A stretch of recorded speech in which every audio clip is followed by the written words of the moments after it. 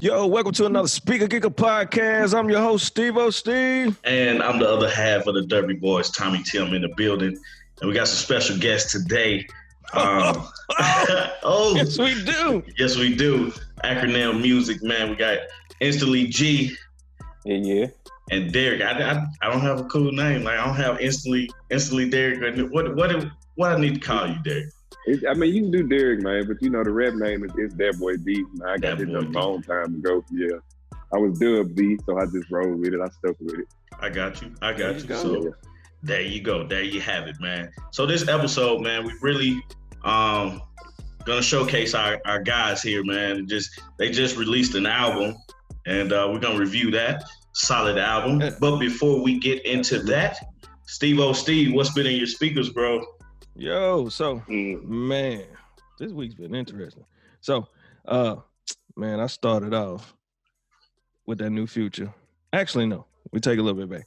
I started with that Lil Boosie, that gangster music with Lil Boosie, and So I started off with that, and we're gonna talk about that in the news. But start off with that, then man, I hit the Future, High of Life, which I don't know. Yeah, I felt that same way.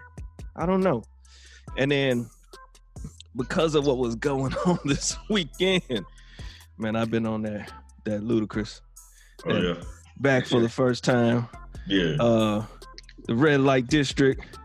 You know, Chicken and Bill. Yeah. And then I've been on that Nelly too, man, that country grammar. And then I did not listen to anything from Nelly except when look on the verses. I'm gonna tell you now that's why you were slipping. That's all I'm saying. That's what it is. That's why you were slipping. Yeah. I told you, and we'll get to that because I'm like, hey, I told you. You Nelly got hits, man.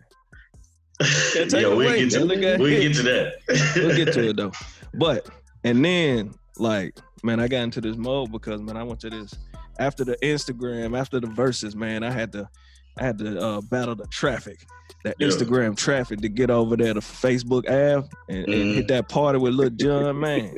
Bruh, when I tell you, Lil Jon had that thing cranked up, it bled over into Sunday morning, man. And you talking about Sunday morning, I'm listening to Lil Jon and Eastside Boy talking about you a fuck nigga. All that. I'm like, man, it's Sunday morning. What in the world? So hey man, Lil Jon, man, he dude took us through like ending the high school. I know y'all a little bit younger than us, Greg and Derek, but he took us through the end of high school, right there at the beginning of college, and like, dude was solid. Hey, Lil Jon made a lot of people have to grow up. Oh, bruh. Because that was a lot of fight music. Yes, bruh. Yeah, bruh. If you couldn't fight, look here, if you couldn't fight, don't get in the middle when that song come on. Nah, not at all. You stand up against the wall like a peaceful little boy, drink your drink, and get ready because it's about to rumble. It's about to rumble. Peaceful little boy. Right. And you know, of course, I had to round out with the Heritage album by Akronym Music, which we'll be talking about today. Yeah. Oh, man. What's been in your speakers, man? Man, it ain't been much in my speakers this week, but I will say, Tidal had this Biggie, it's Biggie week on Tidal. So I've been listening to Biggie. You know, that's one of my favorite artists. Of course, I've been listening to Akronym music.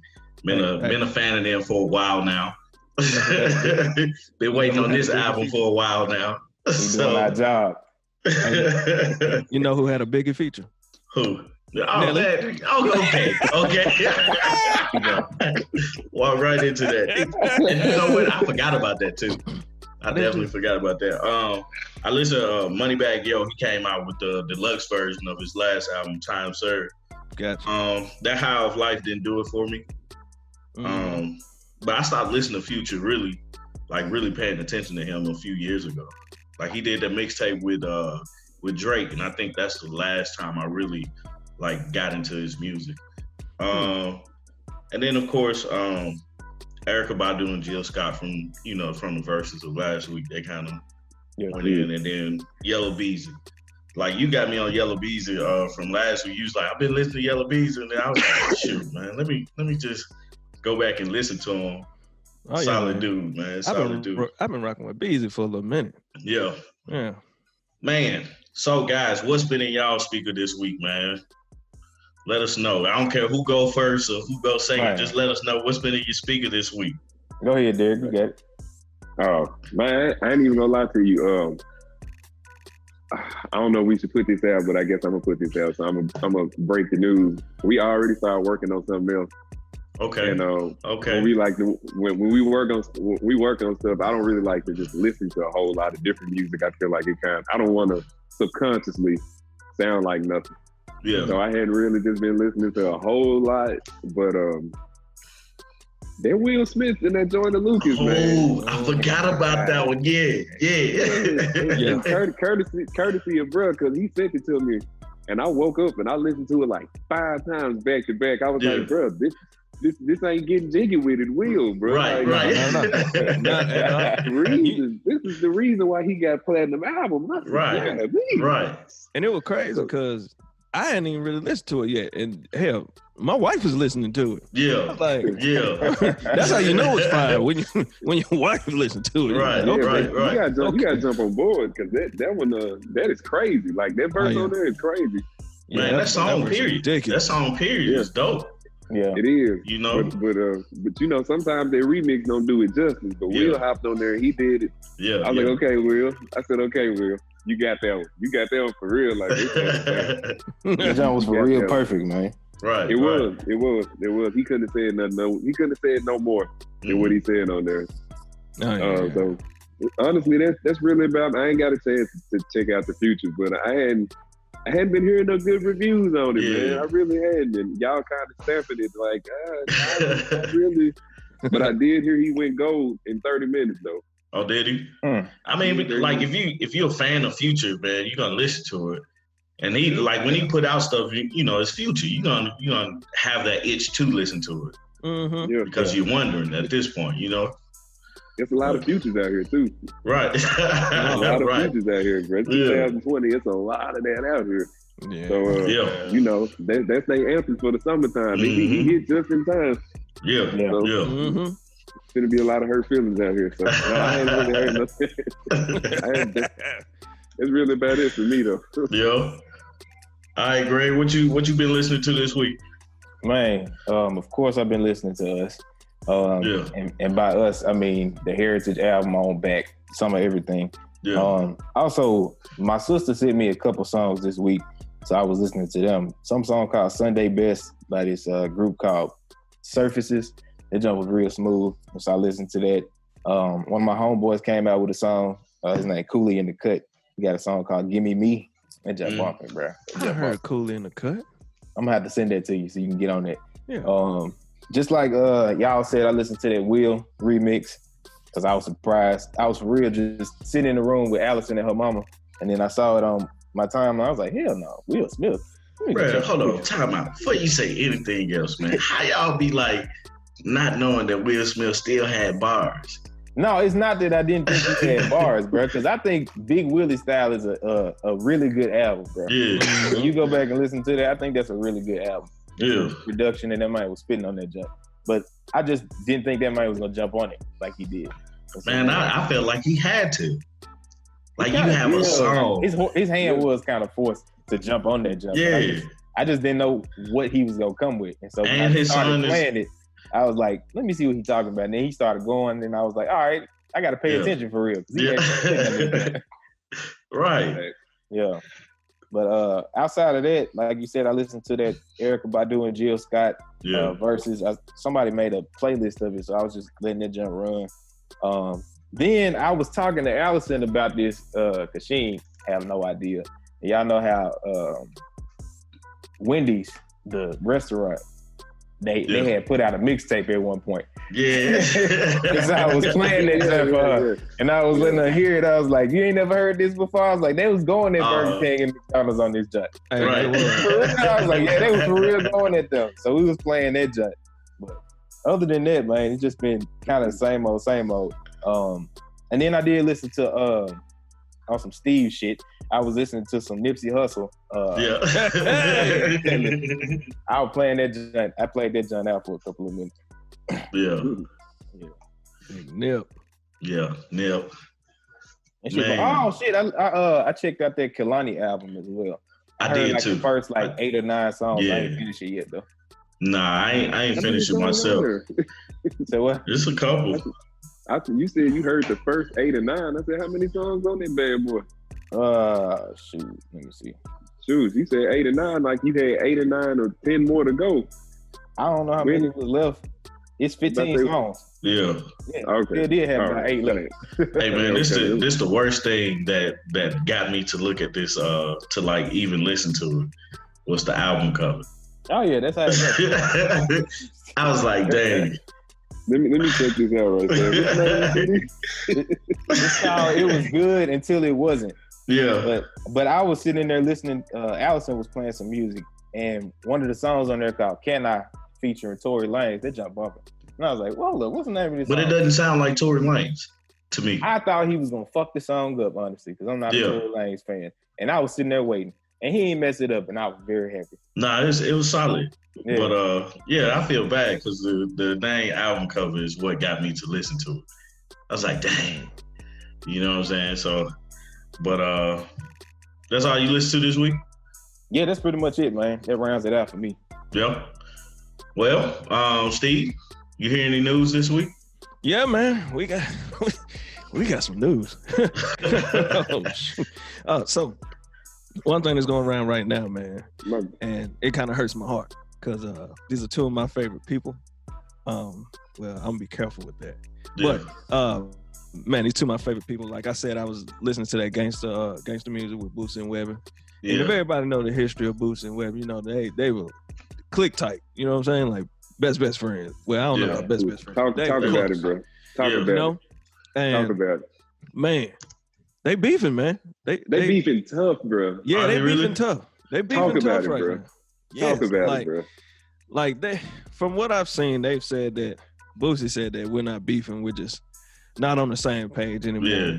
And Webbie is pretty much saying that Boosie done switched up on him since he got rich. And like, man, Boosie let this whole post go on social media about Webbie. Webbie dropping videos pretty much about Boosie. And it's just amazing. Yeah. I ain't seen none of this. Yeah. I haven't this first time I heard about this. Yeah, bro, it's a whole mess, Boosie, yeah, Boosie shot a bomb at Webbie, man, and you can't really even do nothing but respect it. Yeah. From what he said, you know, I was like, what did he say? Man, it's long, but basically, it was just paraphrase it. yeah, I'm paraphrasing it, but basically, you know, saying that basically Webbie is saying, you know, free me and stuff like that, but you know, folks like Jeezy and Rick Ross, they did stuff for my family, and you didn't, and you saying that you took care of my family, but really you didn't. You didn't give such and such any money, and you never came to see me. You never even wrote me a letter. Is he in jail? Well, when he was in jail. Oh, Boosie was in jail. And yeah, man, and he was just pretty much talking about, man, I was trying to help you get rich. You know what I'm saying? I got you features more than your show, more than what it costs to get you for a show, but can't nobody make you rap and make you hustle and so on and so forth. So that's what Boosie said to Webbie in this long post. Oh, okay. Yeah. It's kind of messy. I kind of hate that he put that on there. I'd rather them just kind of talk it out instead of type it like that. I really, man, social media sucks, man. Right, man. You know what I'm saying? Like, go talk it out. But, you know, now. I'm telling y'all now, man, if anybody ever run into an issue with me, just call me. Y'all got my number. Call me, text me. Hey, leave me a lengthy ass voicemail before you go. You go on social. Let's talk about it first, and then you go on social media and say what you need to say. Absolutely. Because man, goodness. So I don't do this social media back and forth. No, man. That's crazy. Yeah. That's like high school stuff, man. You get on social media and talk about folks for 5 and 6 and 7 days in a row. Bro, y'all folks, what y'all doing, man? Like, man. That's just too much energy wasted, man. Right, way too much. Way too much. I'm with you on that one, though. That was kind of tough to see, man. Yeah, that's heartbreaking right there. Because man, I was just so much waiting, man. I love when they make music together. You just kind of see that picture, but hey, stuff happens. Yeah, that's a fact. Yeah, so that's one thing that happened this week. So the next thing is, oh my goodness, Tekashi 6ix9ine, man. Back in the day, bro, can we please talk about something else? What happened with him, man? Yo, man. Well, you know the whole thing we talked about last week. Right. I know with Snoop something and all else that. came up. Yeah. He called Snoop a snitch. Wow. Yeah. He said, I know. He said, and then also he started saying that, you know, he knows some other rappers that have cooperated and so on and so forth. And maybe I should start telling y'all who that is. So me personally, I don't think, I couldn't fathom Snoop snitching. I'm sorry. But hey, I don't know. But yeah, that man he is digging a ditch. I tell you that. Man, look, continuously though. Yeah. Like I honestly feel like everybody should just stop paying him attention and he'll just go away, man. Like that's the only thing you can do. Cause ain't nobody doing nothing else.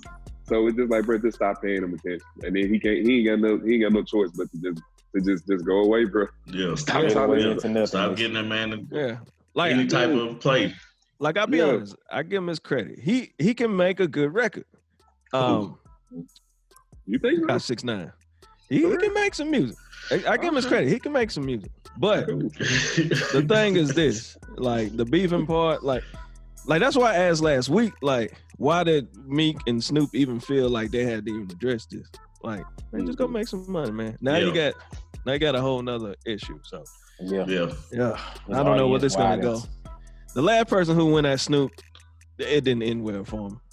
Who's the last person? It was a guy. I can't remember his name, but he was supposed to be a Crip from another city, and man, he talked about Snoop and hey, just say that he's no longer with us anymore. Oh man. I'm not saying that Snoop had a hand in that, but all I know is it wasn't too long later that guy was no longer with us. So, he got a hand in it. Maybe he had a foot in it somewhere. Right. I don't know. Like I don't know. Snoop got long arms, so you know. Right. Yeah, but Snoop like 115 soaking wet too, so you know. Right. Hey, I would hate to see Snoop get washed somewhere. I'd be so mad. It'll be kind of embarrassing, bro. Yeah, for you to watch. I'd be like, damn, bro, this messed up. I think I have to jump in. I'm like, nah, not Uncle Snoop. Get in there and throw a couple hands. But yeah, so that's that. And then the only other thing I got is about the Verzus battle that went down. With Nelly and Ludacris. Yeah, man. Hey, before you say anything about that, man, I just want to kind of give a shout out to Erykah Badu and Jill Scott, man, Absolutely. Because their verses was purely amazing, and it caused their streams to actually triple after that. So I want to kind of give them a shout out about that. We thank you once again for that beautiful, beautiful verses. Because it was beautiful, bro. Right. It was beautiful, bro. Right. Yeah. So yeah. But this Nelly and Ludacris though. So I don't have official numbers like we got with Jill and Eric, but definitely from looking at it, man, they was up in the 450K range.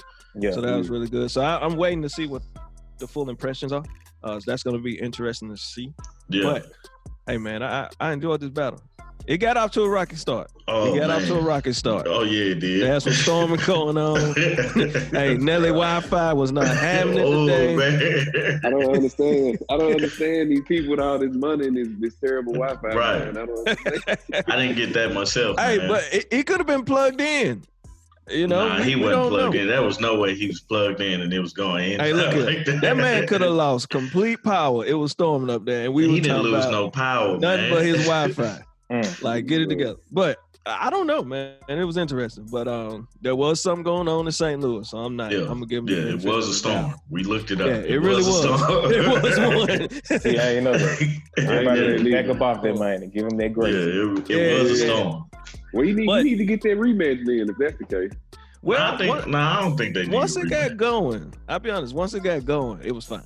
Yeah, he had a little, some spots where he froze. Hey, every time Luda hit him with a blow, man, he seemed to fog up. He did, yeah. Everybody was like, "What? What's going on?" What? Nelly seemed to run away and never come back. Oh man. Hey, but I will admit, hey, it was a couple. Hey, Nelly made a couple bad decisions, but he did. He got up off that canvas swinging, man. He went on a good run. Yeah, he did for about 5 or 6 rounds, and at the end of it, I had 11-9 Luda with the win. Some of my homeboys had a draw. I had a group chat going on at the same time. They had a draw between the round with What's Your Fantasy and Country Grammar. Me, I didn't want to give no draw, so I gave it to Country Grammar. Felt like Country Grammar was a bigger record. And then as far as Lovers and Friends, they gave it a draw too with Lovers and Friends and Dilemma. But man, look, Lovers and Friends went #1 without video. So that's a fact though. I gave it to Lovers and Friends over Dilemma. Yeah. But yeah, I scored 11-9, Luda with the win. But I ain't never realized that song ain't got no video. Yeah. Yeah, it never had a video. I didn't either. And you think it would though. Yeah. It's got a nice trio of just like just different people between Usher and Ludacris and Lil Jon. Like that's 3 totally different people. And then they came back and made Sex Beat. Yeah.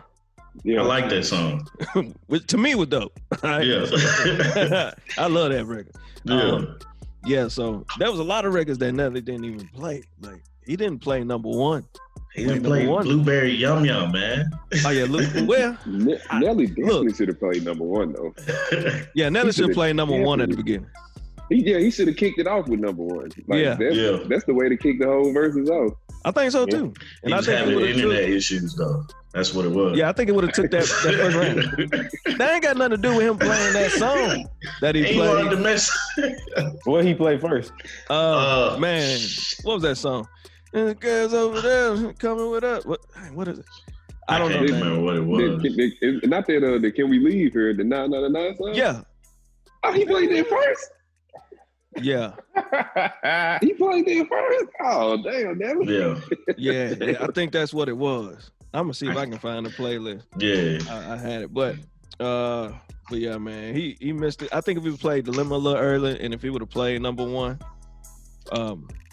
he would have got fairly close. Like I said, it was close. 11-9. I mean, at some points Nelly was in the lead because look, Nelly got hits. And Luda was dropping some stuff that was, I mean, it wasn't no bad stuff. But Nelly got some hits. But, at the end of the day, Luda pulled it out, man. Yeah. Oh yeah, definitely. Did y'all score? What y'all had? Nah, Did y'all I have a score? Luda. That was the score, Luda. I was kind of in and out. I was busy, but I saw every time I popped on there, like Ludacris was playing stuff like, "Come on, bro, get it together, bro." Yeah. Oh yeah. Oh Nelly, that's how Nelly gone, man. Where Nelly at, man? Nelly on the roof with a screwdriver trying to get it together, man. That hurt him. But yeah, man, they finally got in the groove, and I think everybody was thoroughly entertained. Oh yeah. Yeah. Man, you got any news? Nah, man, I don't have any. Like, pretty much what you talked about is what the news, like that Boosie and Webby thing was real news to me. This is the first time that I heard about that, man. I was like, whoa. But yeah, pretty much the same thing, man. The Verzus was amazing. Like, once they got rolling, it was cool. I did just find out the Dreamville Festival is canceled officially now. Yes.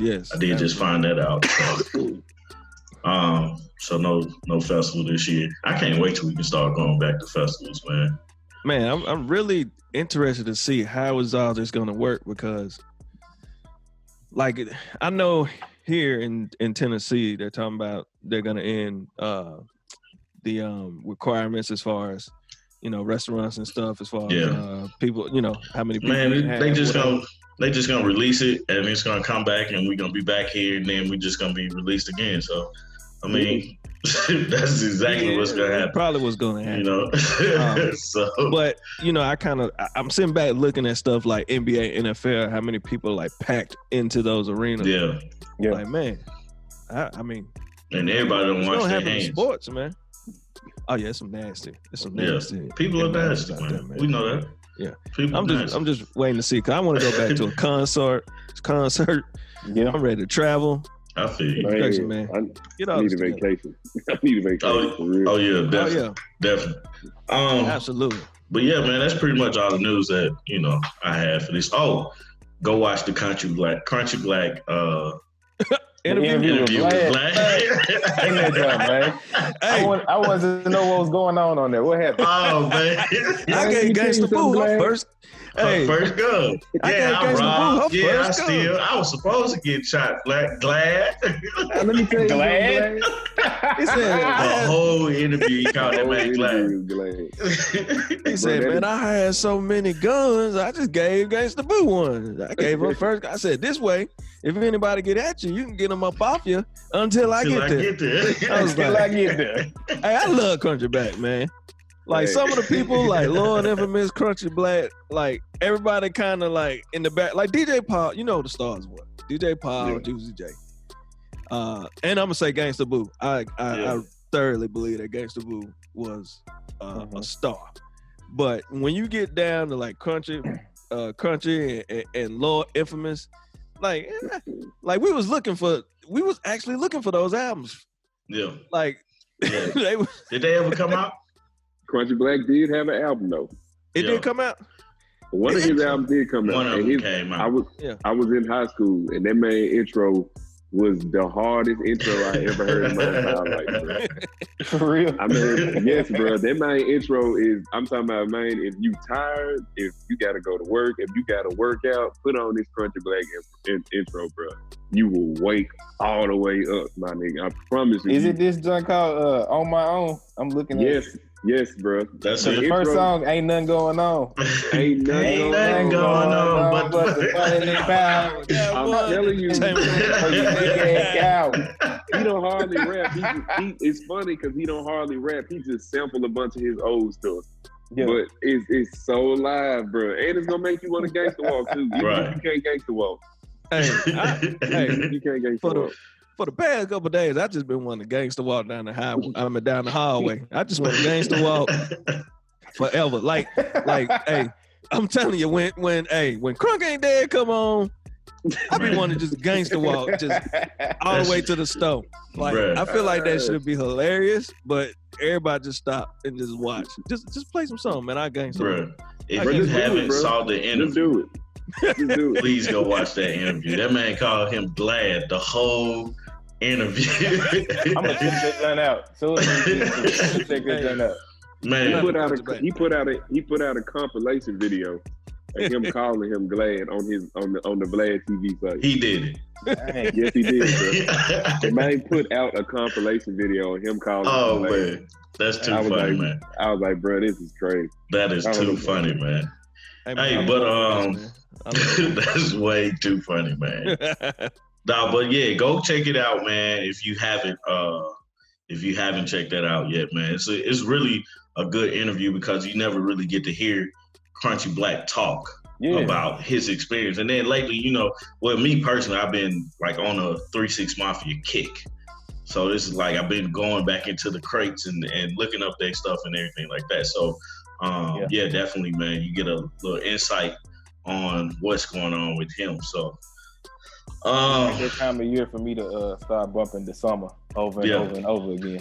Yeah, definitely. Yeah. But yeah, man, that's all the news that I got, man. So I'm excited to actually get into what the meat and potatoes of this episode, man. Yeah. We got Akronym Music here with us, man, and they just released their album Heritage. Mm-hmm. So I wanna go first and just ask this question. Ooh. What is Akronym Music? Where did it come from? Let's start there, and then we'll get into the album soon after that. You go ahead. Okay. So, man, we've been rapping together since like 21, man, and we made a couple of mixtapes. The first one was Pathology that we did because we had this whole like sickness scheme that we was gonna go with. Mm-hmm. So the first one was Pathology. The second one was Cross-Examination, but we started realizing we was like, bro, we can't keep calling ourselves That Boy D and Instantly G. So it was like we gotta get a name now instead of always splitting up like these two niggas. Like we gotta be something. So right. I'm at work, not doing nothing because that's what I used to do. On the phone with Greg and we like, bro, we need a name. So we on the phone and we trying to come up with stuff. And I don't know how, but both of us thought of Akronym at the same time. Yeah. I was like, Akronym? He was like, bro, I was thinking that. Either he said it, I said I was thinking that, or I said it and he said I was thinking that, or whatever the case. And that's how we came up with it. And of course, we had to spell it different, like Outkast spell. Right. Outkast different. We had to put the K in it instead of the C to distinguish the fact that we was different or whatever. It just basically just meaning we stand for something instead of I got you. Yeah, so that's how it came. That's how we came about. That's how y'all came about. Yeah, real random and unrandom at the same time. It's unexplainable, bro. Like destiny. Yep. It's supposed to happen. Like it's supposed to happen. Yeah, it's supposed to happen. That's good. Nah, I get that, man. That's the best. That's the best kind. You know what I'm saying? That's usually like a good, genuine thing. It's golden. You know. Right. I know you said you guys started at 21, man. Like, what made you guys want to start rapping? I guess. Go ahead, Steve. Before you answer that question, I heard that there's an interesting story behind why I went from Akronym to Akronym Music. It's a very interesting story behind it. And we can talk about that. What are we doing first? Where are we going with it first? Which question are we answering first? Y'all can get that one first. That's cool. Yeah, that way we still on the name, and then we'll go to the next one. Then we go to the next. Bro, let me take this up because it's just still bitter in my heart. Okay. That's what I'm gonna say too behind it, but you go first though. Man, all right. So when we came up with Akronym, and we was like, bro, like you said, it was destiny. It was great. Niggas was happy as hell. Got our little name, and we was putting it on all our stuff. We started putting it on our SoundCloud page. We started releasing music on iTunes. Everything Akronym. Then I get on SoundCloud one day just checking our metrics and shit, and a nigga done inboxed us with the same name, Akronym. This nigga's a DJ, and he do like EDM music and shit. Yeah. And he was like, hey, bro, I mean, no disrespect. I mean, I like what y'all doing and all of that, but I've already had this name for a while, and I don't want y'all to, it to be any confusion or anything like that.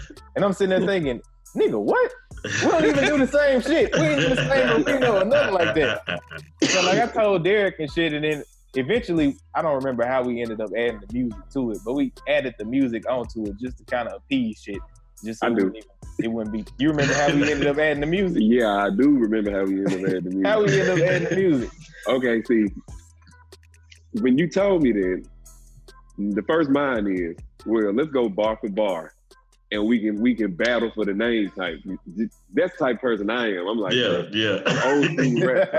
I'm like, bro, we can go bar for bar. Let's go bars. I can hit the phone. I can hit the notepad right now. I can write some stuff about bro right now. I don't even know who he is, but if you want to go back and forth until one of us folds, I'm good with it. But lo and behold, Greg was like, he a DJ. I was like, oh, bro, ain't nothing I can do with that. So Greg a little bit more, you can compromise with Greg a little bit more. So when he was like, man, bro, we ain't gonna worry about that. And that's how we decided that we was gonna go ahead and just come up with something different. And that's where Akronym Music came from. But bro, I was ready to go to war for the name. I was like, right. He searched and everything. I'm like, I ain't trying to hear that.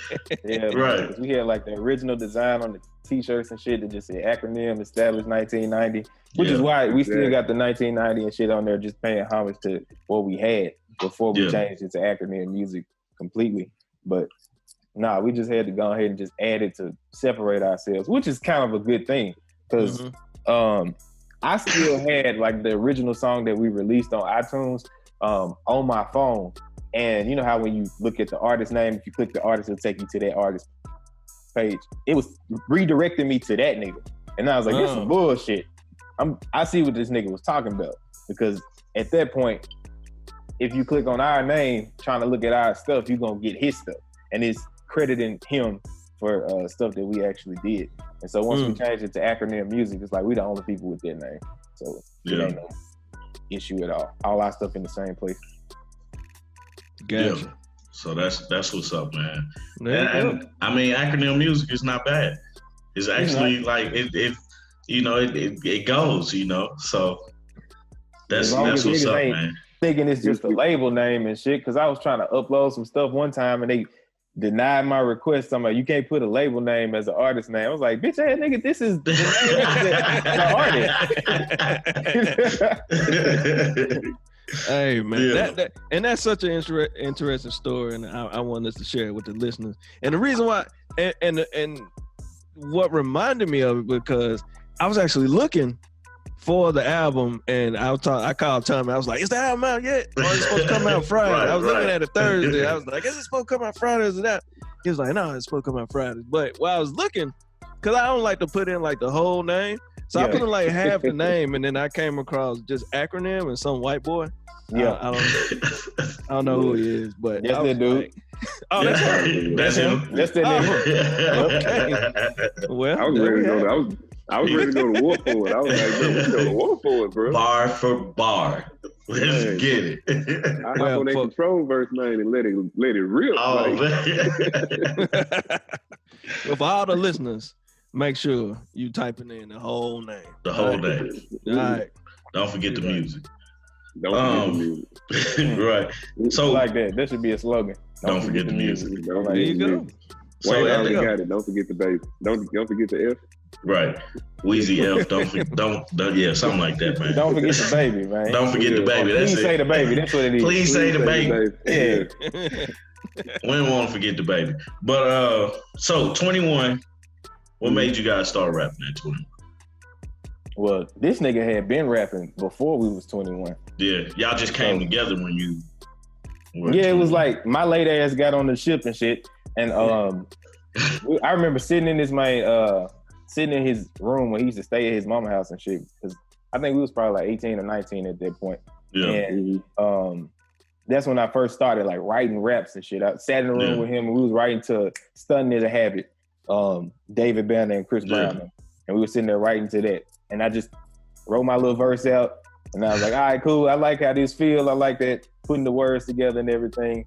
And we didn't have no way to record at the time. Yeah. And so when I went back to school and got back up to UT, I went to the studio. Go Vols. Yeah. And I got a chance to go ahead and record it. And I started linking up with some of my homies and shit. And we were just putting out song after song after song after song. But then Derek got a chance to come up there and kick it one weekend or something. I think it was close to homecoming or some shit like that. And him and Travis came up there and we recorded a couple songs for the first little mixtape that I had put out with my homies. We used to call ourselves MRE, and I think the first mixtape was called Those Who We Think We Not. And so we had 2 songs on there with me and Derek on it. And then Derek came back again for another visit, him and Travis, and we put together that first one, that Pathology he was talking about. And from there, it was like some shit just clicked, bro. Right. That shit clicked, and we realized, oh shit, this is the identity. Like we done found our identity as rappers and shit. We just took off from there. Yeah. Thanks. That's what's up, man. I'd like to hear stuff like that, how people got together, man. Just because I think it's just so cool how things just come together and you don't plan for it. Yeah. You know, I'm gonna be honest with you, man. With the podcast, Speaker Geekers podcast, man, it was a random conversation. Mm-hmm. Steve was like, I was like, man, I want to do a music podcast, and Steve was like, let's do it. Yeah. You know what I'm saying? So it was like, we was just on the phone. He was like, let's do it. So I think the next week or a week or two, we started doing the podcast, man, and it's been love ever since. So kudos to you guys for discovering your lane and whatnot. So. But I want to go ahead. Steve, you have anything else before we get into this album? Let's get to the album. All right, let's get to the album. Heritage, man. First question out the gate is, how did we get to Heritage? What you mean? Like as far as like, why name it Heritage and what does it mean? Or if it means anything, it could just be like, it was just a word we saw and we're going with it.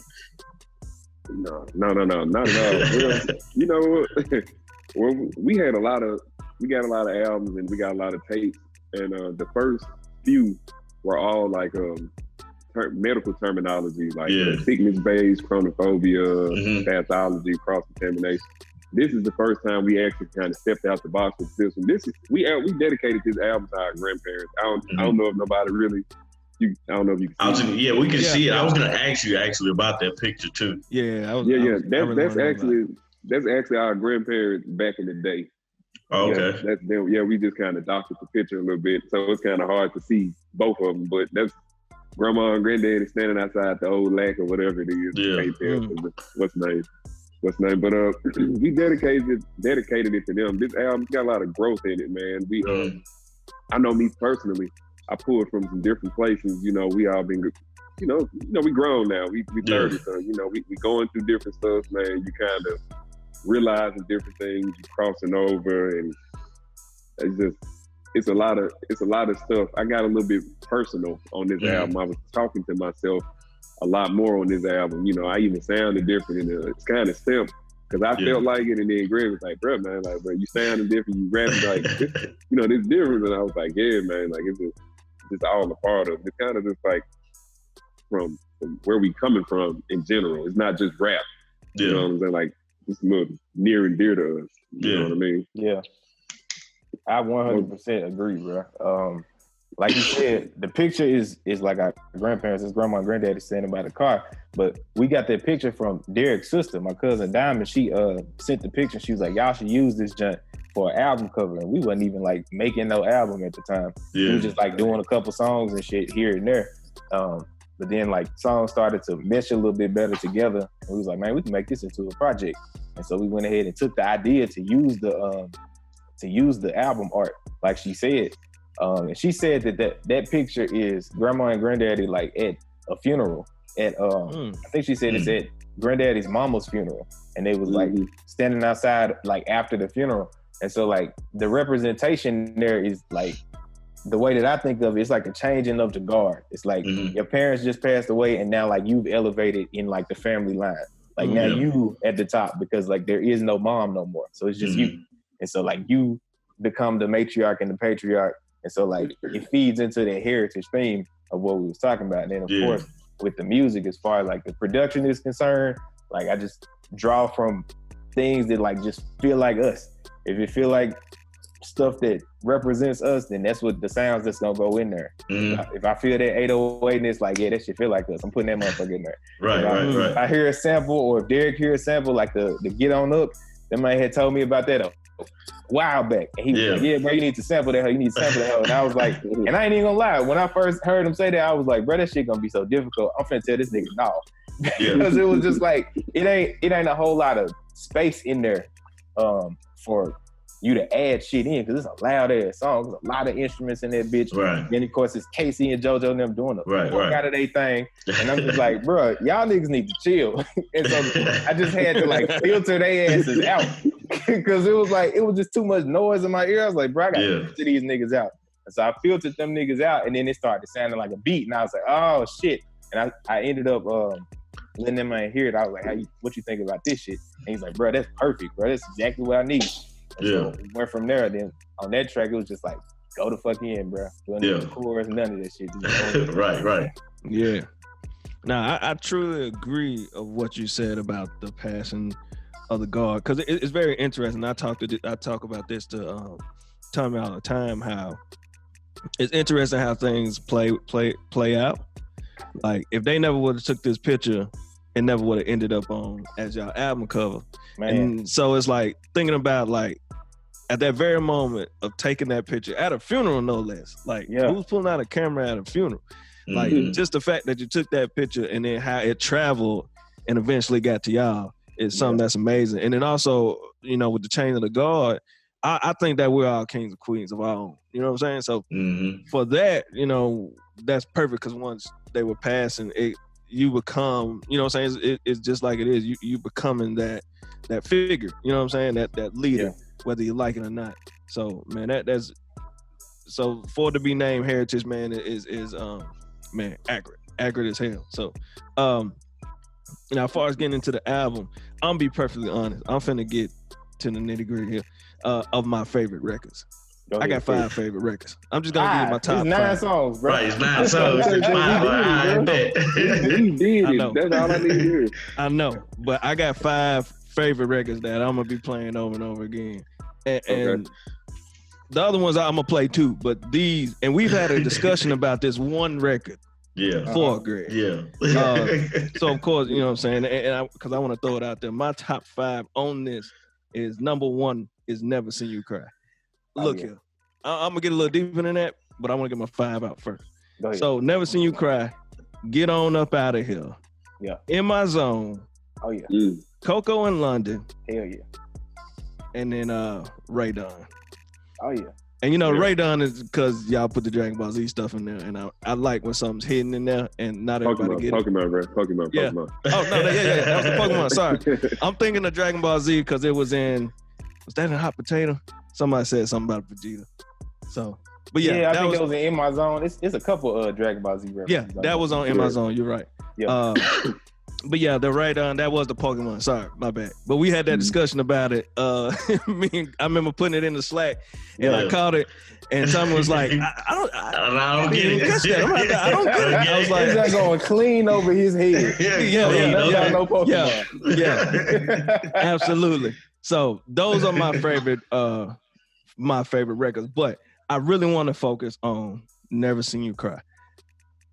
Something about that record right there. That record, and tell me if I'm right or wrong. That record right there seemed like it's so much in it, and it seemed like there's layers to it, and it seems so deep. You know what I'm saying? Like so deep. And like from the beat to the singing on the chorus to y'all and y'all verses, it fit well. So if I can ask, man, tell me about that. What was the inspiration behind that record? Because for me, I gravitated to it instantly. And I remember telling Greg, I was like, dude, I played this record over and over and over and over again. And I still do. So what's the inspiration? What's the meaning behind that one record? Man, Never Seen You Cry. That joint, it was birthed. Like, because I really do like that lady who's singing on the chorus, Nelly and Ludacris. Like, I really like her music, and that's an older CD from like 2015 where that song is sampled from. I think on there, what is it called? I can't even remember what it's called. But anyways, when I sampled that specific part because she's saying like, "Oh man, wipe away your eyes" or something like that. I never seen you cry, and it makes me think about like guys, like, and how we're not supposed to cry or something like that. Like we're supposed to hold our pain in and stuff like that. And yes, that's the name of the song. The song was called "Good Goodbye," the original song. But that first little part about like never seeing you cry just resonates. And at the time, like, bro, I was going through. I ain't even gonna lie. I was going through because like my car had died because it was like the engine exploded because of my fucking fault doing some dumb shit. And so like it made me have to like look inward and like swallow my pride to ask for help for real because it was a lot of fucking money and I didn't have that much money saved up. And so like I had to like humble myself and go to my elders and shit and be like, "Hey, can y'all niggas help me?" Nigga, I can't do it. Like it just ain't gonna happen. It ain't gonna happen with me by myself. And so it was hard because it was like it made me feel less of an adult, honestly. Like it made me feel like, damn, I'm a little kid again, asking parents for help and shit. And that's something that I pride myself on because, like, you know, once I hit 18, I'm out the house, I'm gone, I ain't had to ask nobody for shit. And then here you go with this unexpected challenge in your life, and you like, God damn, like now I'm a dependent again. Like I'm back out here, like asking motherfuckers for help and shit. And I remember my fiance Allison just like being completely thrown off because she ain't used to seeing me that way. She ain't used to seeing me like having to figure shit out and account for other people helping me and stuff like that. And so she was just like thrown off, like, damn, bro, I don't know how to help. I don't know what you want me to do. I'm just like, bro, I just need like space, some time, and then like I can humble myself, ask for help, and start the process. But it took a little minute for me to jumpstart that process because, like I said, I've been independent for so long. It was just like I don't want to damn help. And then just with like, you know, cultural norms and shit saying like a man's supposed to be a man, supposed to have your shit together. You're supposed to have money saved up for dumbass mistakes like that. Like, I got some money saved. I just ain't got that much money saved. Right. It was a trip. And then I shot that joint over to Derek, and like he just picked that hoe up and ran with it. So like shit, go tell about your little process, man.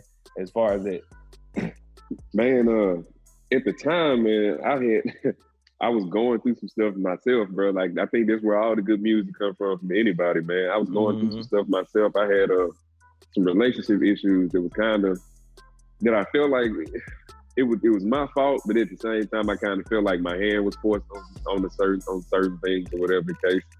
But I could have moved a little bit different, man. Okay, if somebody keep hitting you in your face, you don't shoot them. You just hit them back, or you just you walk away. You know what I'm saying? I think in this situation, instead of me walking away or even hitting back, I think I ran a bus into him. You know what I mean? So I took the extreme. I took the extreme route of handling the situation, man. And if you mess up, you gotta eat it, bro. Like I'm that type of person, bro. And I eat my L's in silence. I eat my L to myself. I don't eat my L for everybody to know what's going on with me. So, if I got issues going on with me, then I got them going on with me. And when me and you talk, we talk regular because I need to talk regular. I don't need to. Are you good, man? Yeah. All right, man. I'm just checking on you, bro. Making sure you ain't killed yourself. I'm like, bro, I don't need that right now, bro. Right. Normal conversation, man. And shoot. So, when I was writing my verse, and I was like, they say men ain't supposed to drop a tear. Don't know if it can be proven of what you off to hear. That's how I was feeling. I was like, man, don't nobody care that you sad right now, bro. So you just gotta deal with it, eat it. Man, check on yourself, shake yourself out, man. Get up, dust yourself out. Go on about your business. Do what you're supposed to do every day, man. And just do better, bro. Yeah. And that's kind of what my whole verse was about, man. Just do better, bro. Stop being a dickhead and do better, bro. Yeah. Nah, I hear you, man. That's what's up. And I think that's what made it, to both of y'all point, I think that's what made the song so powerful, because y'all went through two totally different things, but the crazy thing is I'm the listener and I've been through what both of y'all have been through. Yeah. You know what I'm saying? I've been through that where I had to handle myself, swallow my pride, and ask for help, because normally I don't. My wife will tell you I don't ask nobody for nothing. Tommy will tell you I don't ask nobody for nothing. A lot of people, the crazy thing is I'm normally the one that they're asking me for help. So normally I try to keep my stuff together so that I can help someone else.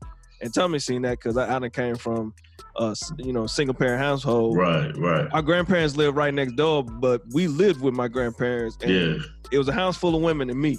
Yep. So I had to do what I had, make sure everything was good and be strong for them. So I understand that point. And one thing is that I want to say about that, the crazy thing is, it's only in our community that we make ourselves feel like we we can't do that. Like in other communities, they, some of them are they're super adults and still living with their folks until they're at that point to leave. And they're constantly helping and stuff. So that's one of those interesting things about just the Black community, where we make ourselves like, once you hit 18, you grown.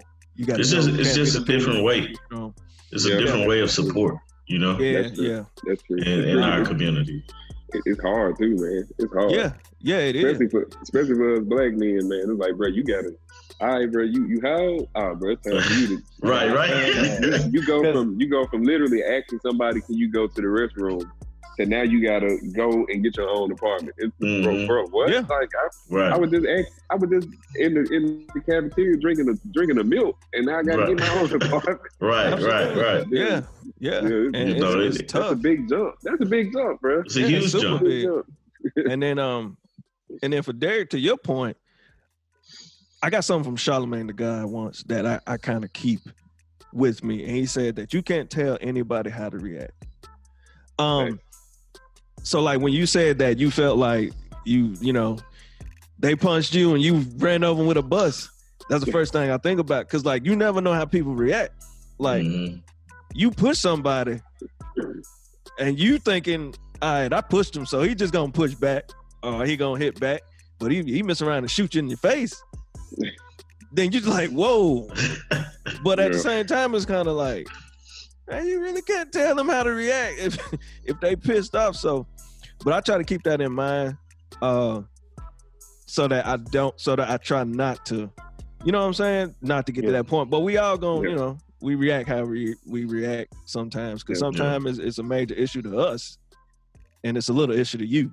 You know, you know, the person pushing might think, man, it's a small thing, but to us it might be like, oh hell no. You know what I'm saying? Like major. We done broke the gates. Like we done let hell loose. Like, that's the thing. You know?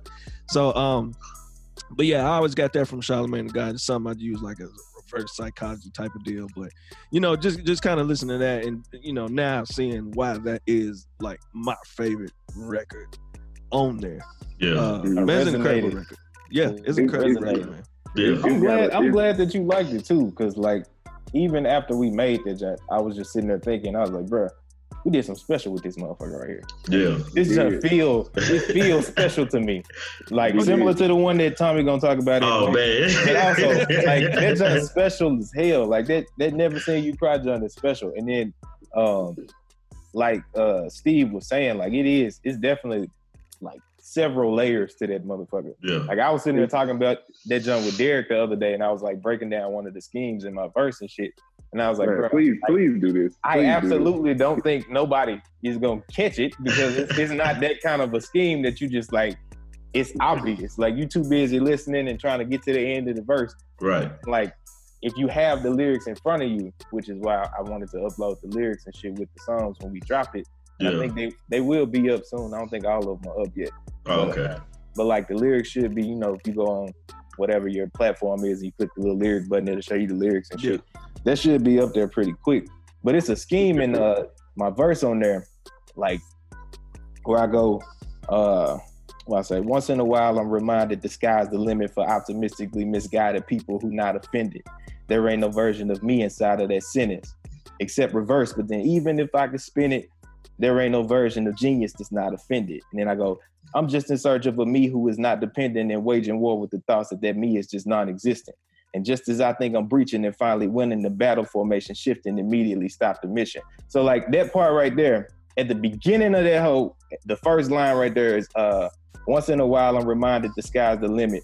Like, and then the next line is like, there ain't no version of me inside of that sentence, except reverse. So you turn that motherfucking sentence around, and like reminded has the word me in that bitch. Mm-hmm. Then you keep going in the verse and it's like, except reverse, but then even if I can spin it, there ain't no version of me, genius that's not offended. They go, I'm just in search of a me who is not dependent. Literally looking for the word me in that motherfucker earlier. Right, I'm just in search of a me that is not dependent and waging war with the thoughts that me is just non-existent. Like, that hoe ain't there. It ain't no me in this word.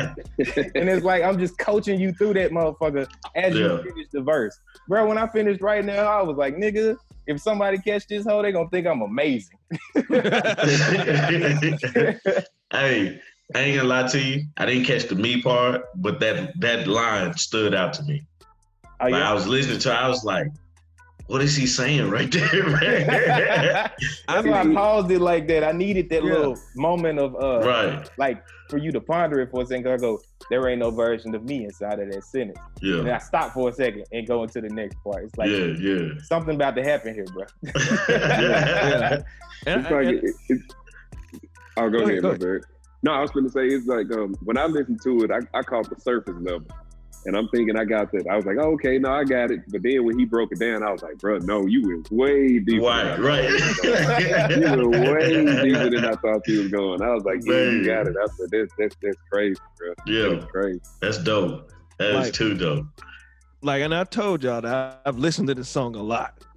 And like, that's why I said, I know there's layers to it. And the thing was, now that you pointed out, I was like, haha. Because listen to that literally, and I was like, there's something I'm supposed to be getting. And it drives me nuts. And I was like, it's something there. Because that first part already, I mean, we've already had the discussion when we first met. Now we're just kind of talking about, like, that first part took me back to our first meeting. And we was talking about how, you know what I'm saying, sky's the limit, just going for it and yada yada. Yeah. But then the brief pause and everything that came with it, I was like, there's something else I'm supposed to be getting. And I knew there was layers in both verses, but I probably was overthinking it to a certain point. Yeah. But, you know, Yeah, now that's confirmation. Yeah, definitely. Now I get to go back and listen to it totally different. Right. There it is, right there. It's gonna be crazy to listen to it like knowing that now. You'll be like, this nigga right here is amazing. Oh man, Greg the greatest, bro. Greg is the greatest. Man, Greg, man. Greg is the greatest, bro. I'm the GOAT, and Greg is the greatest, bro.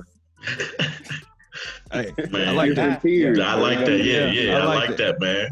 Now I got one more question about the song, because maybe I was thinking too deep, but there was a spot where you say you were talking about Road to Recovery, and I was like, what's going on there? You know what I'm saying, in that song. So was there something? Yeah. So was there something special in? Was there different meaning in there for that? Because it stuck out to me. Yeah, that's just like I said, man. When you when you make a mistake, man, and you got to deal with the consequences of your mistake. So after that, it's like layers to everything that you do. It's like, okay, something happened to you, you did something.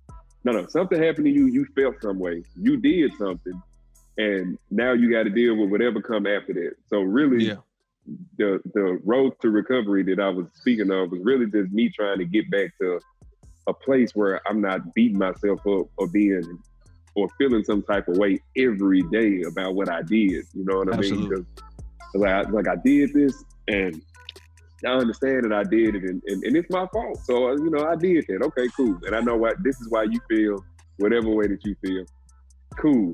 But if it ain't nothing that I can do to help you, then all I can do is, the best thing I can do is bag off, and then I just gotta make myself okay at this point, because I can't make you okay.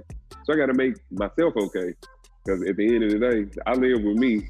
I can't live with you or for you. So hey, it is what it is. Yeah, I don't know if that's what you meant, but yeah, that's pretty much, that's all it was. Just me saying, all right, I did that. All right. Gotcha. I feel bad about that, and that's just me having the conscience, bro. I don't want to hurt people on purpose, or I don't want nobody to think that I'm a bad person on purpose. For the most part, you know what I mean. So it's like, you feel like I'm a bad person, I would like to change your perception of me, but if I can't, then tis what it is. Absolutely. I hear you on that. Absolutely. Man, you got any more questions about this song? No, I think I got it all. Oh, okay. I got it all. Okay. I'm gonna play it again. I definitely gotta go back and listen to that, just because now that I know what was behind it, it's like it's gonna mean a lot more to me. I mean, it's no secret what's my favorite song. Let's get into it. It's no secret what's my favorite, dude. Like, so I heard this song like I want to say like some months ago. And literally, I went to work, sent me the song, went to work, probably played it 6 hours straight. Just riding through it, just playing. Like, dude, because first off, the sample in the song, that's like one of my favorite artists. What else? I can say his name. Music Soul Child. Okay. Man, that thing was so nice, bro. Yeah, that thing was so. You to say his name. Music Soul Child. That thing was so nice. And then it's like for me, I look at a lot of production side. That's the first thing I looked at. And then I was like, Greg, you put this together? He's like, yeah.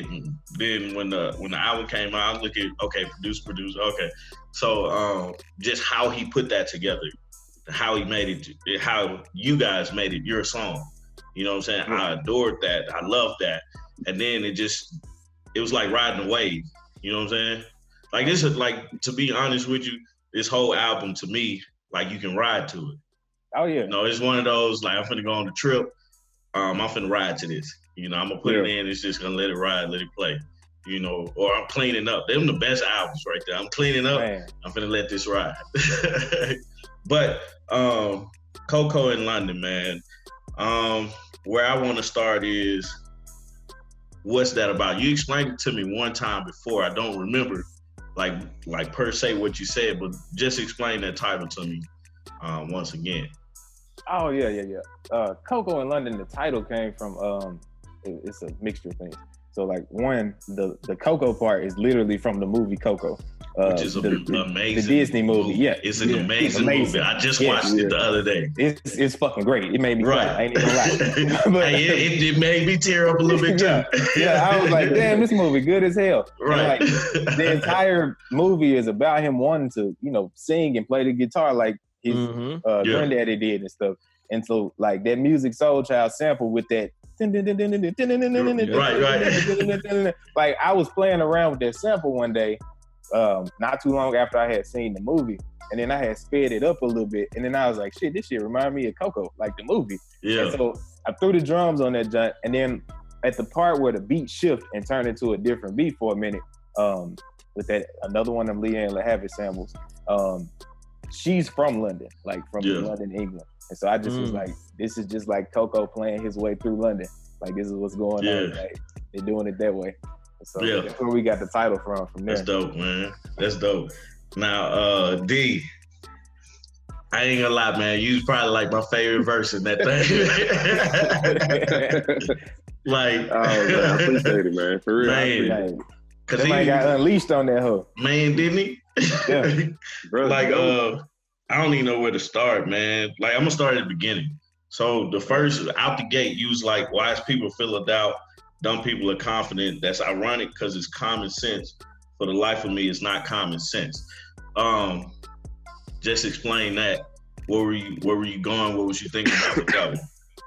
Well, I mean, that's just really fact, bro. Like I live, like, like I work around people, I be around people all that a lot, and like wise people, like the people that I know around me that are really smart, they always got a little reservation about something. I'd be like, bro, why? Like what you just said made all the sense in the world, bro.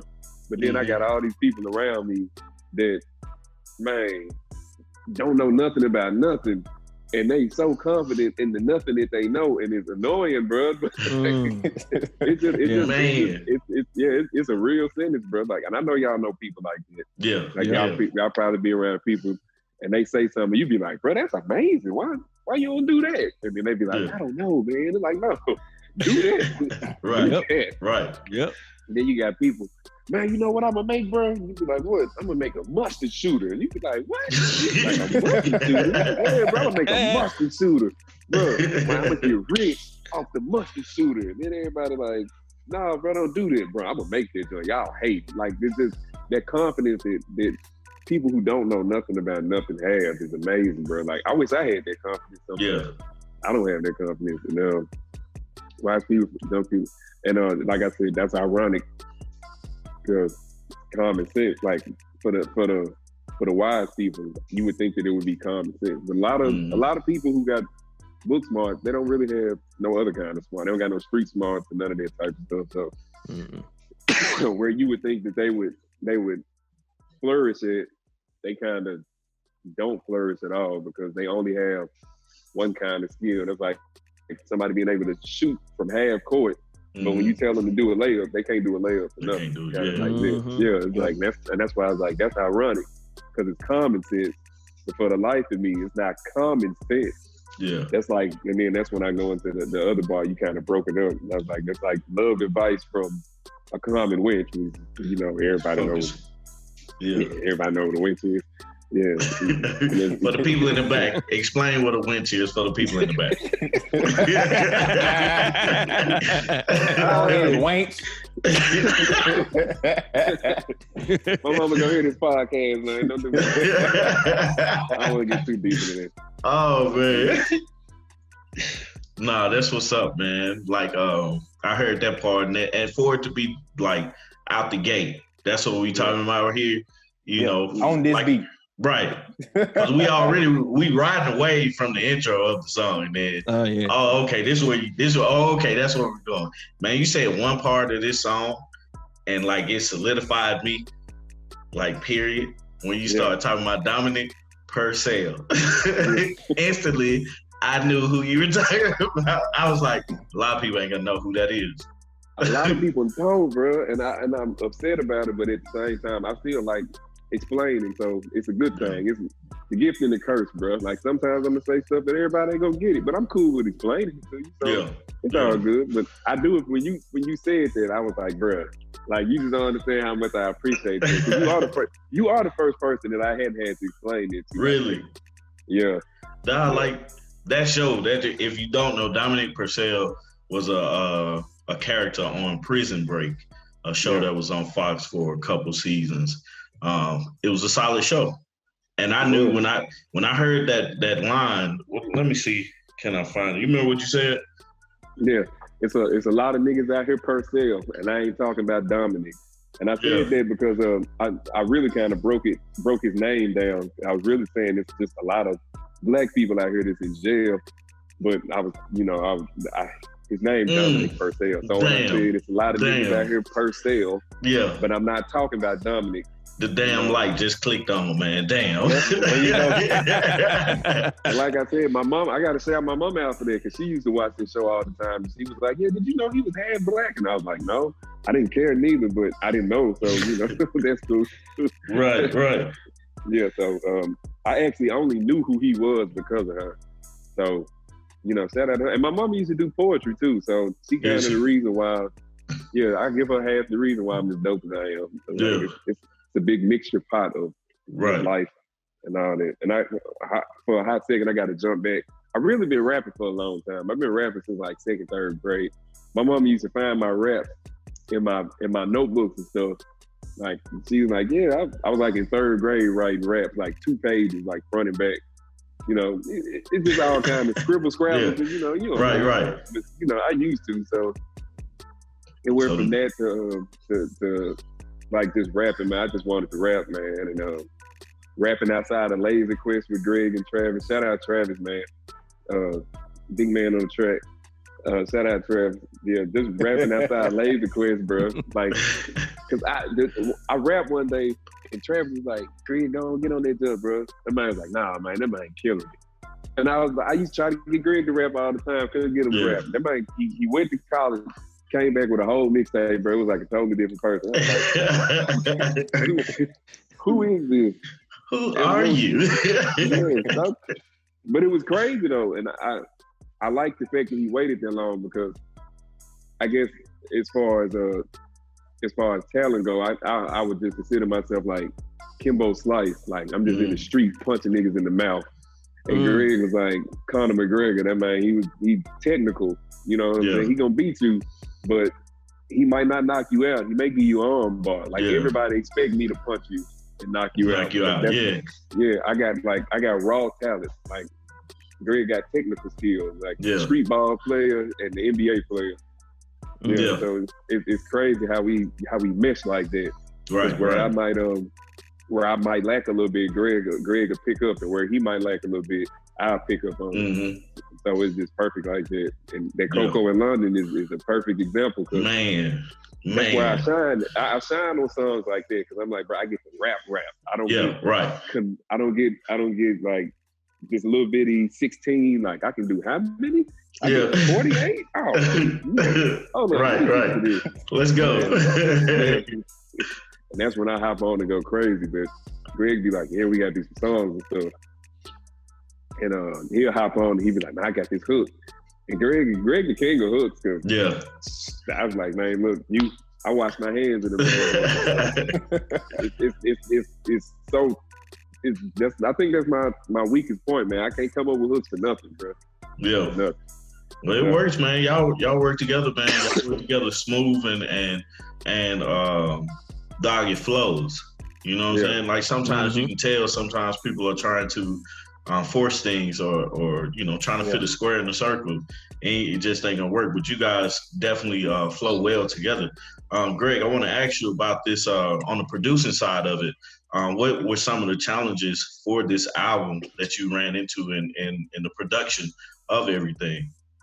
Man, okay, so the number one challenge with producing this album was like taking that leap of faith and using them samples and not giving a damn.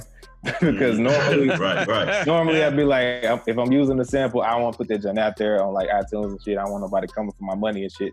But I'm just like, fuck it, bro. If they find it, they'll tell me, they'll say take it down, or they'll tell me I gotta give him a piece of the money that we made, which ain't shit. We ain't made nothing yet.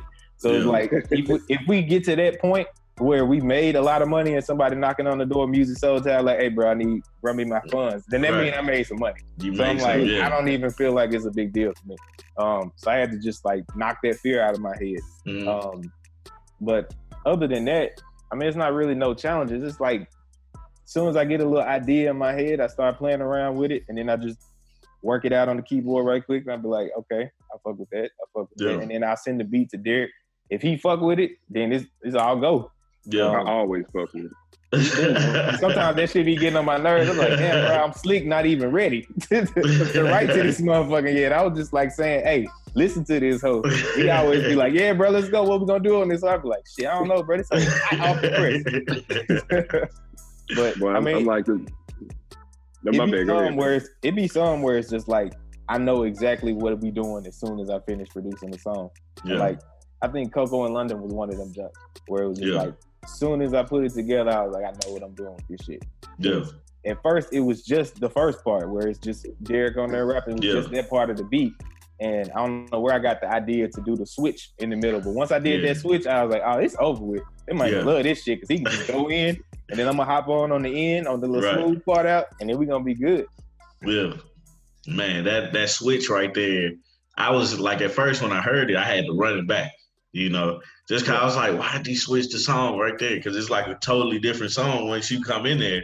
Mm-hmm. But then it's still like, damn, this shit's still bumping. Because it's connected. Because the thing is, with that beat, I didn't switch the drums. Like all I did was just I lowered the 808 an octave for the other songs so it'll match up with the groove of the hoe. And then I just let that hoe keep rocking through the next part of it and line them up just like that. Because I was like, if I switch up the fucking drums, it's gonna change the song. I need to continue. Man, that for me, man. Kudos to you guys, man, because I was definitely right. Man, I damn near passed that song out to everybody at work, man. That's what you need to do. I like that. Like for real. Like I was like, y'all gotta hear this. I was like, y'all, this song right here bumping. You know, so you know, that's like Steve had this little five, man. Like that's my favorite one. Yeah. Period. I like all the rest of them, but that one right there, man, that one like super dope. So with the album, I have one more question about the album. It's not about Coco in London. It's about what's the name of the song? Green Eyes Were Watching God.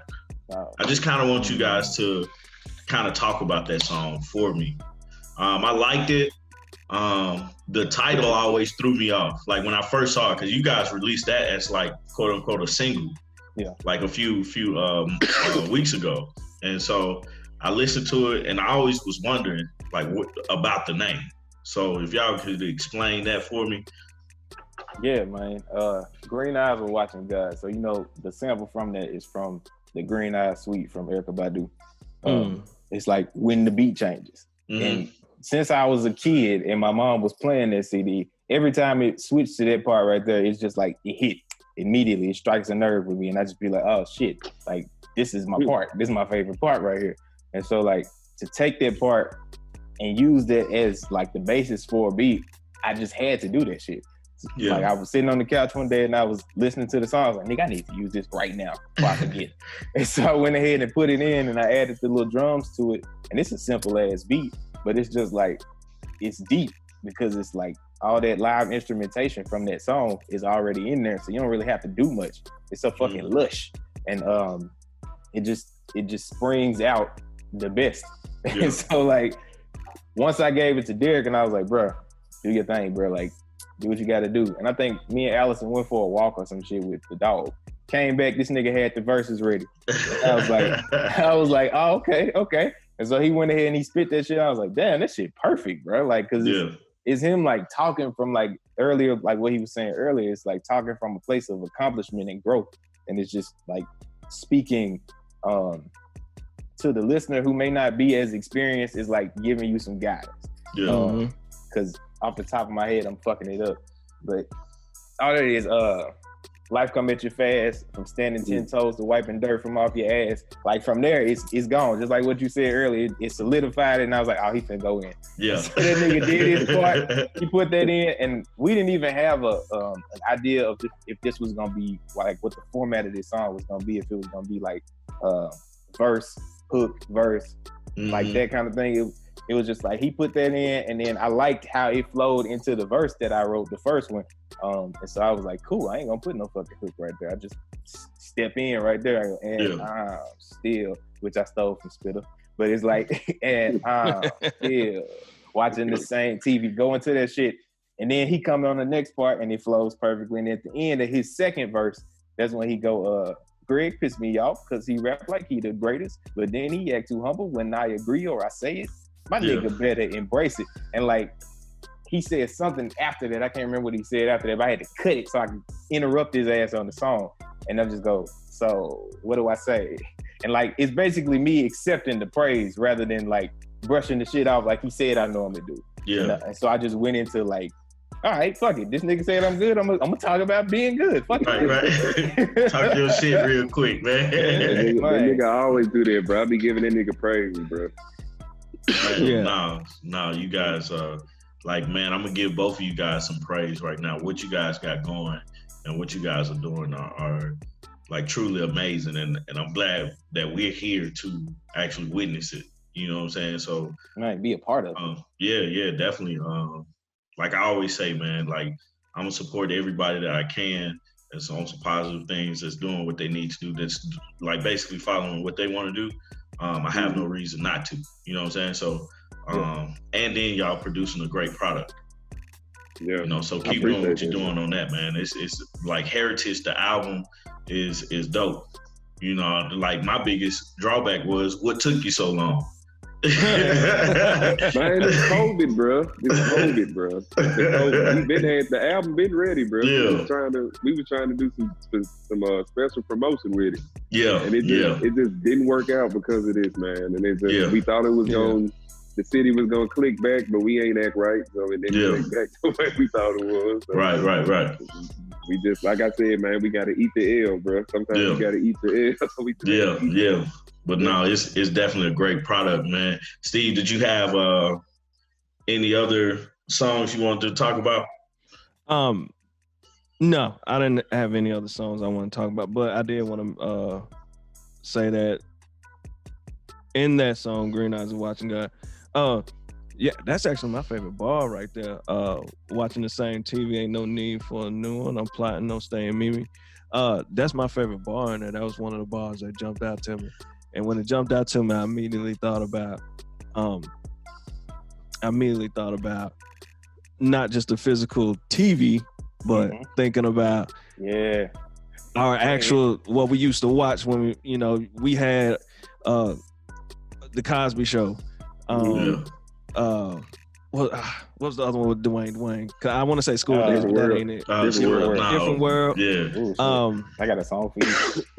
I'm waiting for it. Thinking about, those things and not only that, kind of going, not only talking about the actual program that we was watching, but actually talking about us trying to stay ourselves instead of watching what's actually on there and losing ourselves within everything. You know what I'm saying? So yeah, it was twofold for me, man. That was my favorite bar in that record. And then also, even though it's the intro, I think even though y'all had it as a single, it is an intro and it sets the tone of the entire album. And it just kind of, like you said, it rides straight through. And hey man, ain't no better way to do it. I am a big intro person. If your intro ain't right, it ain't right.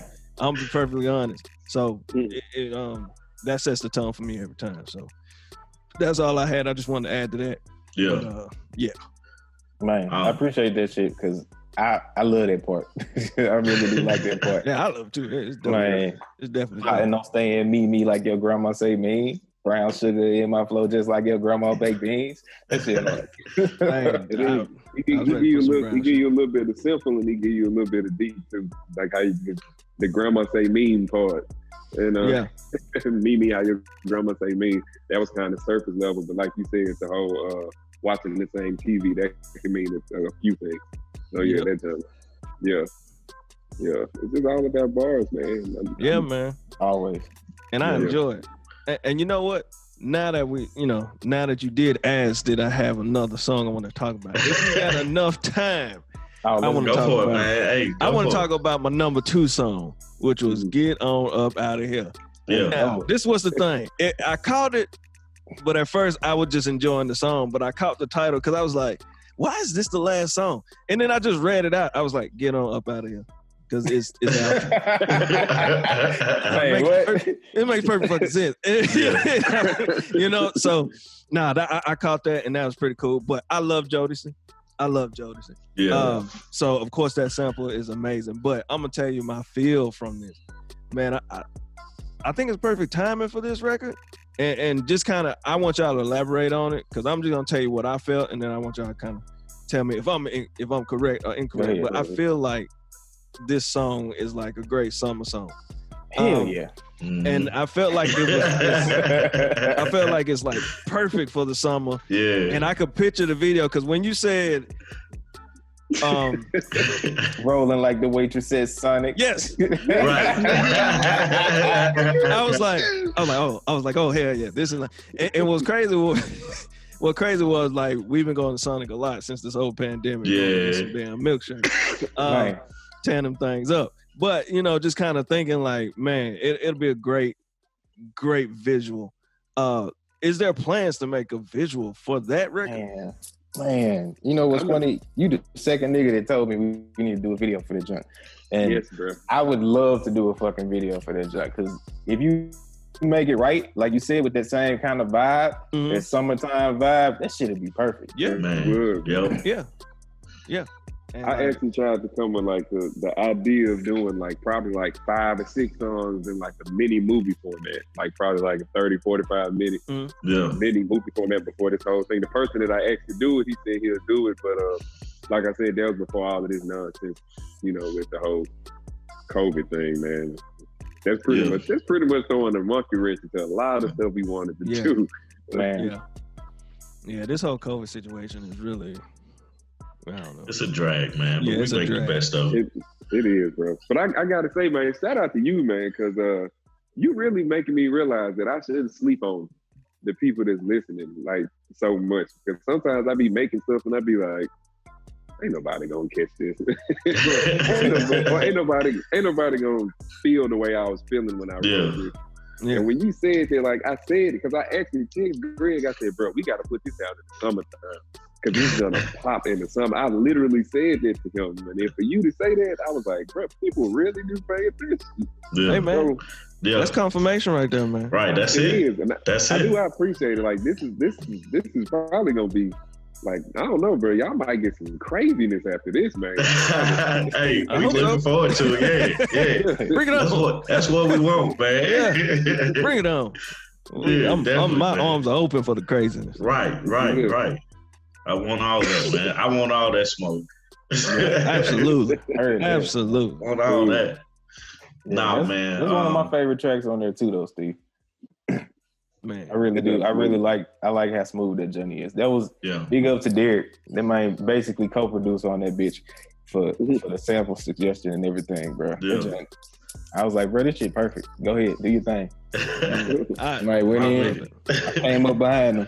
That's like one of the songs on there where I actually I let loose a little bit more on that song. Yeah. Kind of big facts. I was about to rap for real on that motherfucker. I was like, fuck all that other shit. I'm just going in. Yeah. Oh yeah, I can tell. That sounded like y'all had a point to prove. Yeah. Right. Yeah. And I was like, okay. I was like, yeah. I went a little smooth. He got a little aggressive. Yeah. That's how it be happening, man. Like that's how it happening, because that's Coco and London in the shell, just the opposite way. Yeah. Yep. Yeah, the growth throughout the album is amazing, because you can grow throughout it and kind of see. And I don't know if y'all purposely placed it that way, but it's a growth throughout it to when you get to that end song, it's like, okay, Okay. Right. We hear you. We hear you now. Right. Definitely. No, man. That like I said, man, this album here, man, I've been waiting on it for a long time. I appreciate you guys and everything like that, and stuff like that. You guys keep going, keep doing what you're doing. And definitely Speaker Geekers gonna always support you guys with anything, with everything, we can help you guys with. So is there anything else you guys want to say? What's next for Akronym Music? And just continuing to push this album for now, definitely. Yeah. Like just trying to get it out to everybody because, like you said, it just came out Friday, so it's been under 2 days. Right. So I'm still reveling in like the feedback, like getting feedback from people and telling me, I like this song, I like that song. Even like normally I don't like share the fact that I rap with people that I work with and shit. But some of them follow me on Facebook and stuff like that, and they got a hold of it, and they was like, dang, when it come out, where can I go listen to it? And I was like, here, I just post y'all a link when it comes out.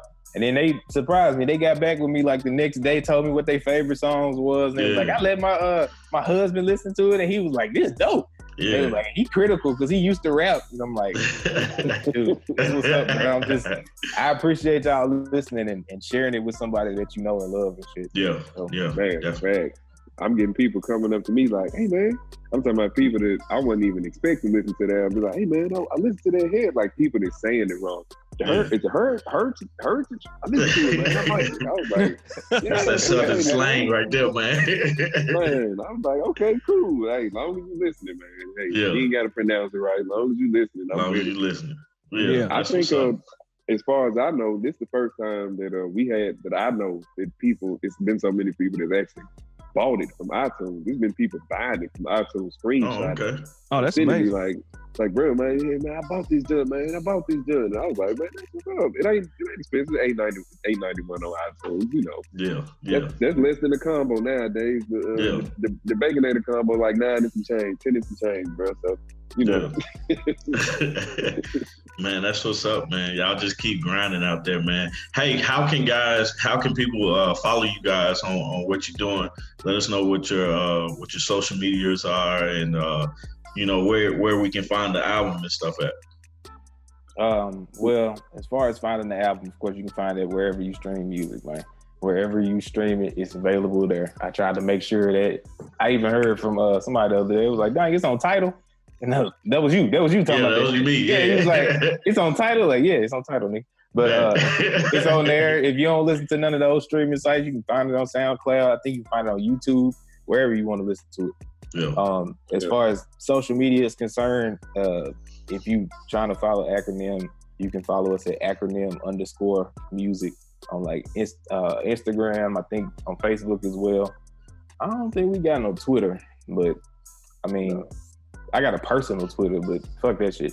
It's like 2 followers or something because I don't be on that jet. But yeah, just Akronym Music on Instagram and Facebook probably is the best route.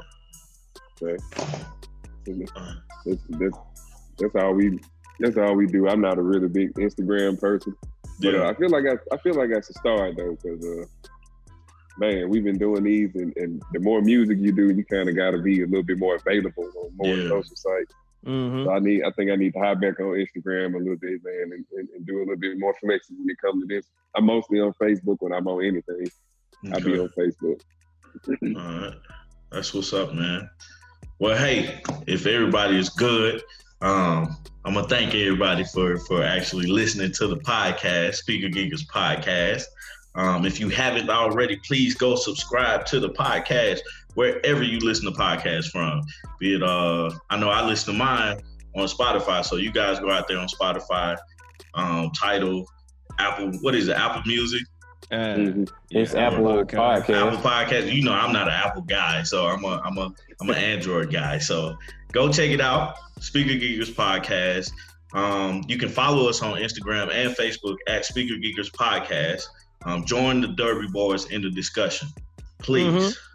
And this episode has been produced by 3Amp Media. And that's all I got, man. You got anything? Ain't nothing going on but the power. Good one in the chamber for the But hey, you guys go check out Akronym Music, the new album Heritage. It's a banger. You definitely won't be disappointed. And yeah, man, that's it. I'm out. Peace. Peace. All right. All right.